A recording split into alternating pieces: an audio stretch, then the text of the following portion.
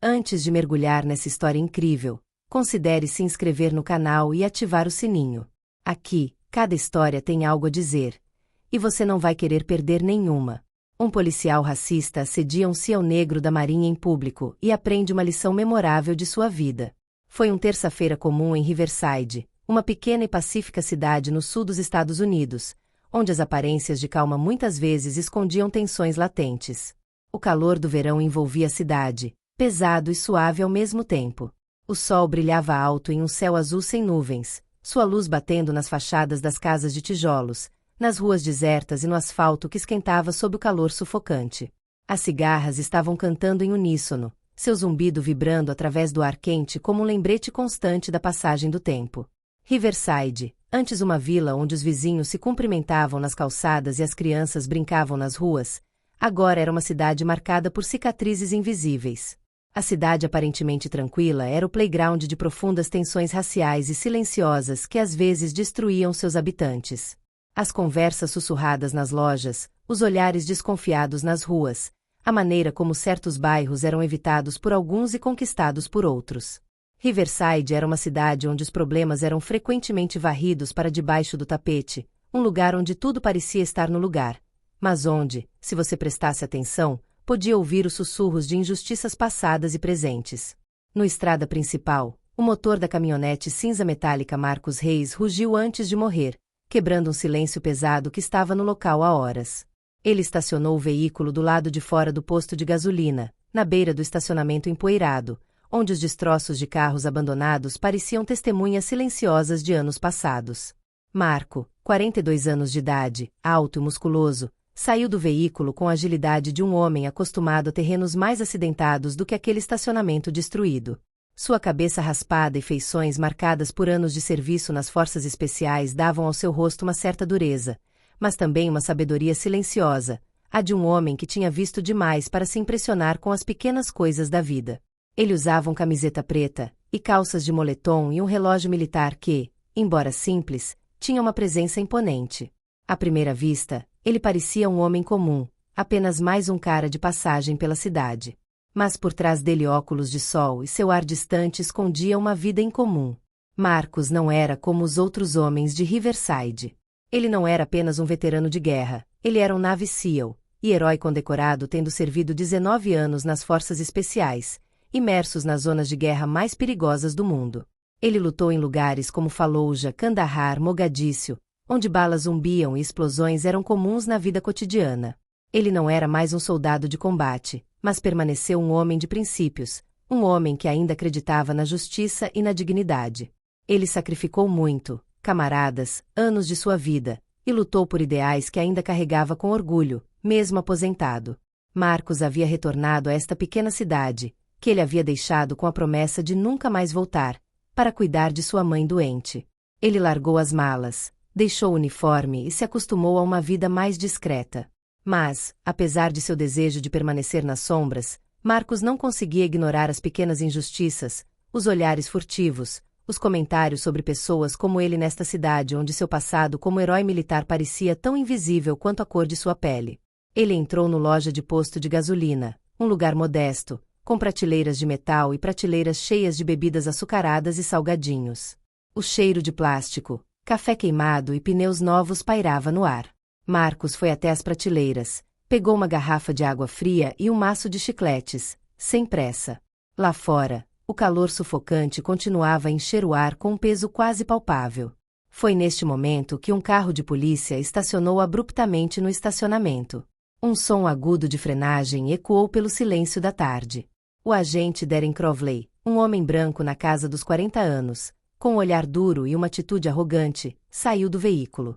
Ele observou Marcos de longe, com os olhos fixos nele como um predador observando sua presa. Crowley tinha uma reputação na cidade, uma reputação como policial brutal, conhecido por suas prisões forçadas, particularmente direcionado contra pessoas negras ou latinas. Muitos moradores locais sussurravam que Crowley não era o homem certo para liderar uma comunidade diversa e voltada para a justiça, mas ninguém fez nada. As queixas contra ele foram ignoradas e suas ações violentas permaneceram impunes. A cidade preferiu fechar os olhos, preferindo a paz ilusória ao confronto. Crowley se aproximou da porta, com a mão firmemente no cinto, pronto para emitir um insulto ou uma ordem autoritária. Ele entrou na loja logo depois de Marcos, encarando com olhos cheios de preconceito. Ei! Você! Mostre-me seus papéis, ele disse num tom seco, quase ameaçador. Marcos se virou lentamente, seus olhos escuros pousando no policial. Ele não era alguém que se deixava intimidar, principalmente por ameaças tão ridículas. Como é? Ele respondeu, imperturbável. Eu disse: documentos. O que você está fazendo aqui? Este carro é seu. Crowley insistiu, seu olhar agora mais duro. A tensão na sala aumentou um pouco. Os poucos clientes presentes congelaram, sem saber o que fazer, mas instintivamente pegaram seus celulares. Olhares evasivos e sussurros começaram a circular. Marcos, por sua vez, permaneceu calmo. Ele estendeu os braços lentamente, sem qualquer ameaça em seu gesto, mas com uma autoridade silenciosa. Estou aqui para comprar água. Porque estou sendo parado, policial. Ele respondeu, seu tom medido e calmo. Não responda a uma pergunta com outra pergunta. Você é um suspeito. Houve um assalto por aqui, e você se encaixa na descrição. Uma mentira óbvia. Não houve nenhuma chamada de rádio, nem nenhum roubo relatado.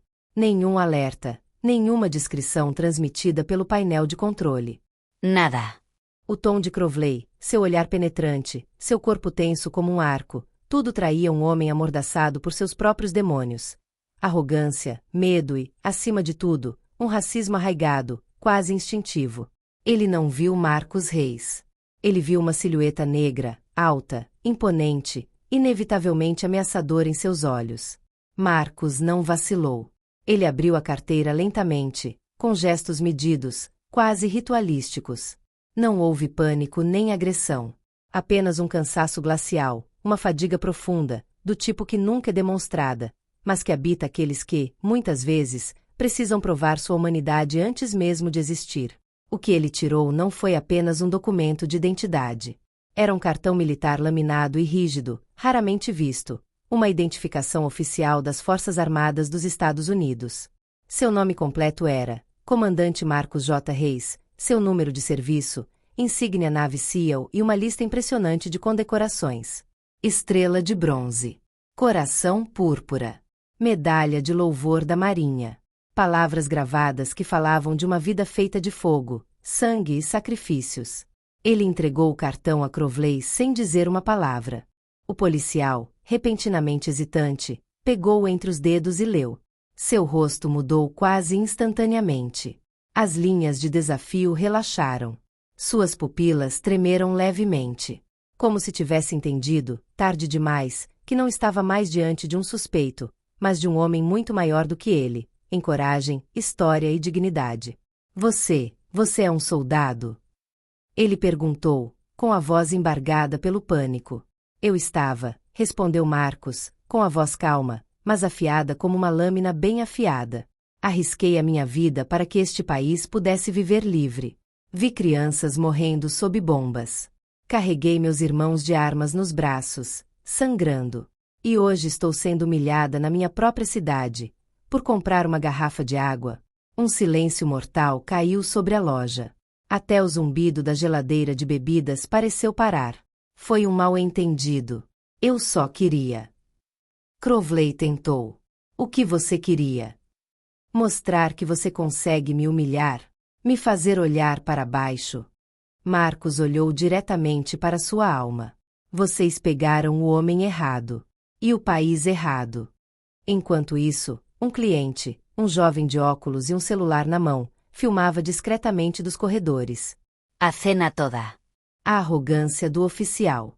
A calma de Marcos. Humilhação. E, acima de tudo, a verdade nua e crua de uma sociedade ainda corroída pela suspeita e pelo medo do outro. O vídeo foi postado online alguns minutos depois, sem nenhum filtro ou edição. Em menos de uma hora, ultrapassou 100.000 visualizações. Então 1 milhão. As redes estavam em chamas. Hashtag Marcos Reis, hashtag perfil racial em Riverside, hashtag respeite nossos veteranos. Figuras influentes reagirão. Veteranos de guerra, jornalistas, ativistas e até membros do Congresso. Canais de notícias interromperam sua programação para exibir as imagens. Na CNN, a manchete dizia: um herói de guerra tratado como um criminoso em sua própria cidade. Nas televisões, os debates eram intensos. Como chegamos aqui? Racismo sistêmico, mesmo entre aqueles que juraram proteger. Não é um incidente. É um sintoma. A pressão aumentou em Riverside. O prefeito, visivelmente abalado, convocou uma coletiva de imprensa improvisada em frente à prefeitura. Ele parecia tenso, com os olhos evitando as câmeras. O que aconteceu com o comandante Reis é inaceitável. Uma investigação está em andamento. Medidas serão tomadas. O comando dos navios SLS rapidamente emitiu uma declaração solene. O comandante Marcos Reis serviu esta nação com bravura, honra e integridade. Este tratamento é um insulto a ele e a todos aqueles que lutaram por nossos valores. O Estado-Maior das Forças Armadas elogiou publicamente sua compostura.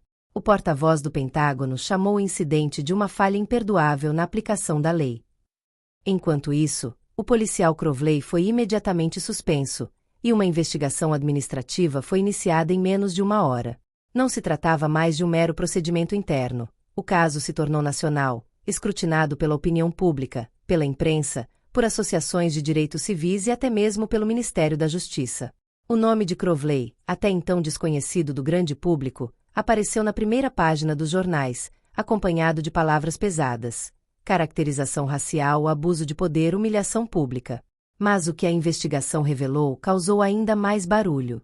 Arquivos antigos reapareceram como fantasmas mal enterrados. Reclamações esquecidas ou arquivadas sem acompanhamento. Testemunhos ignorados. Uma mulher negra, professora, foi jogada no chão por contestar uma multa. Adolescente latino é algemado sem motivo após sair da escola. Vários casos destacaram a atitude arrogante de Crowley, sua recusa em ouvir e sua agressividade quando se tratava de cidadãos de minorias. Vídeos que antes passavam despercebidos ressurgiram. Desta vez a luz era forte demais para que a instituição fechasse os olhos. Apelos por transparência, mudança e justiça ressoaram de todos os lados. O caso Reis havia rompido uma barragem. Marcos, embora estivesse no centro da tempestade, recusou-se a ser levado pelo ressentimento. Diante das câmeras, ele não buscou vingança nem humilhação pública de seu agressor. Ele falava pouco, mas cada palavra tinha peso. Em uma entrevista sóbria, mas comovente, na CNN, ele disse calmamente: não estou surpreso com o que aconteceu comigo. Não é a primeira vez. O que me dói não é por mim, mas por todos aqueles que não são ouvidos. Aqueles que não têm cédula militar, nem notoriedade, nem câmeras apontadas para eles. Quando são humilhados, ninguém fala sobre isso. Eu era um SEAL da Marinha. Mas, antes de tudo, sou um homem negro nos Estados Unidos. E nunca consegui esquecer isso. Sua honestidade, sua humildade e sua contenção impressionavam as pessoas. Onde muitos esperavam raiva, ele ofereceu uma lição. Uma elevação. Ele se tornou, apesar de si mesmo, um símbolo, um marco em um país em busca de redenção. Em vez de capitalizar sua fama, Marcos escolhe transformar sua dor em ação. Ele concordou em liderar um programa local de conscientização contra o racismo sistêmico na aplicação da lei, financiado em parte por doações de cidadãos e fundos da cidade. Ele organizou seminários em delegacias de polícia, mas também em escolas, para jovens recrutas, treinadores e líderes de brigada. Ele não veio para apontar o dedo. Ele veio explicar, transmitir, mostrar o que muitos ainda se recusavam a olhar. Ele falou de experiência, medo, respeito, preconceito inconsciente, feridas invisíveis. Sua abordagem foi desarmante. Porque ele não procurou humilhar, mas despertar. Poucos meses depois, após um processo disciplinar completo, o policial Crowley foi demitido permanentemente. Sua queda foi brutal, mas a realidade, para ele, estava apenas começando. Longe dos microfones e câmeras, um dia ele pediu para conhecer Marcos. Muitos aconselharam estes últimos a recusar. Mas Marcos aceitou. Eles se encontraram em uma sala de um centro comunitário, sem uniforme, sem decoração oficial, apenas dois homens, frente a frente. Crowley, visivelmente marcado, envelheceu 10 anos em poucos meses. Ele olhou para as mãos, incapaz de encarar Marcos. Eu nunca entendi. Ele disse finalmente com a voz rouca. Eu só pensei que estava fazendo o meu trabalho. Vi o vídeo. Vi a mim mesma. E me senti envergonhada. Me desculpe. Marcos o ouviu. Por fim. Ele não precisava falar para ser ouvido. Então ele respondeu. Você não me desrespeitou apenas. Você traiu seu juramento. O de proteger, não de esmagar. Mas eu acredito em justiça. E, às vezes, justiça também significa oferecer aos outros uma chance de mudar. Ele estendeu a mão para ela. Um gesto simples, mas imenso. Crowley hesitou. Então, lentamente, ele apertou.